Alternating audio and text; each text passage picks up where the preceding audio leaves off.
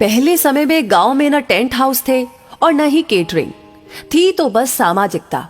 गांव में जब कोई शादी ब्याह होते तो घर घर से चारपाई आ जाती थी।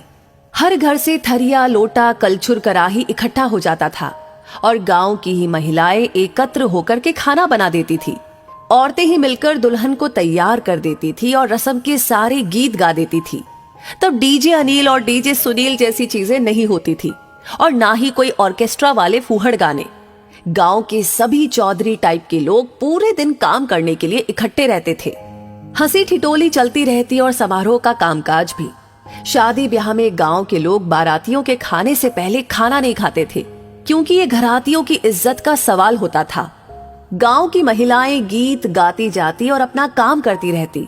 सच कहूं तो उस समय गांव में सामाजिकता के साथ समरसता होती थी। खाना परसने के लिए गांव के लड़कों का गैंग समय पर इज्जत संभाल लेते थे। कोई बड़े घर की शादी होती तो टेप बजा देते, जिसमें एक कॉमन गाना बजता था, मैं सेहरा बांध के आऊंगा मेरा वादा है। और दूल्हे राजा भी उस दिन खुद को किसी युवराज से कम न समझते। दूल्हे के आसपास नाव हमेशा रहता। समय समय पर बाल झाड़ते रहता था कंघी से और समय समय पर काजल पाउडर भी पोत देता था ताकि दूल्हा सुंदर लगे। फिर दोबारा का चार होता। फिर शुरू होती पंडित जी की महाभारत, जो रात भर चलती रहती। फिर कोहबर होता और ये वो रस्म है जिसमें दूल्हा दुल्हन को अकेले में 2 मिनट बतियाने के लिए दिया जाता। लेकिन इतने कम समय में कोई क्या खाक बात कर पाता। सवेरे खिचड़ी में जम के गारी गाई जाती और यही वो रस्म है जिसमें दूल्हे राजा जेम्स बॉन्ड बन जाते।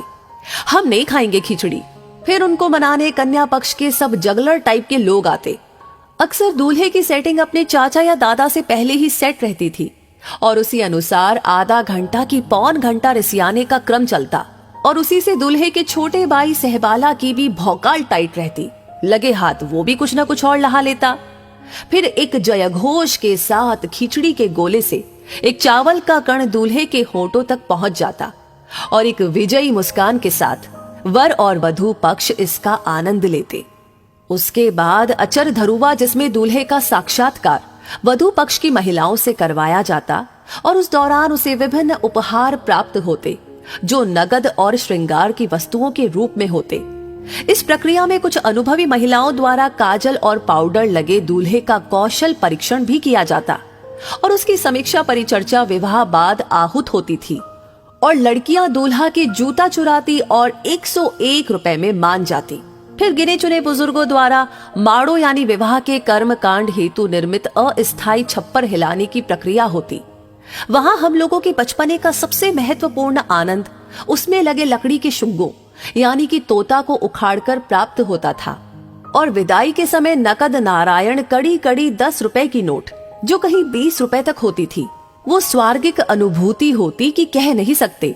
हालांकि विवाह में प्राप्त नगद नारायण माताजी द्वारा आठाने से बदल दिया जाता था।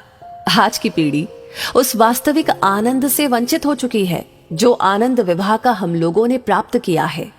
लोग बदलते जा रहे हैं, परंपरा भी बदलती चली जा रही है। आगे चलकर ये सब देखने को मिलेगा कि नहीं, वो विधाता जाने। लेकिन जो मजा उस समय में रहा, वो मजा अब धीरे धीरे विलुप्त हो रहा है। वैसे आप क्या कहेंगे इस बारे में?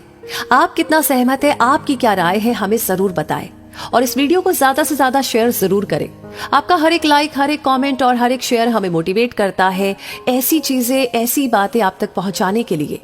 साथ ही हमारी हर वीडियो को सबसे पहले पाने के लिए हमारे पेज को फॉलो करना ना भूलें। धन्यवाद।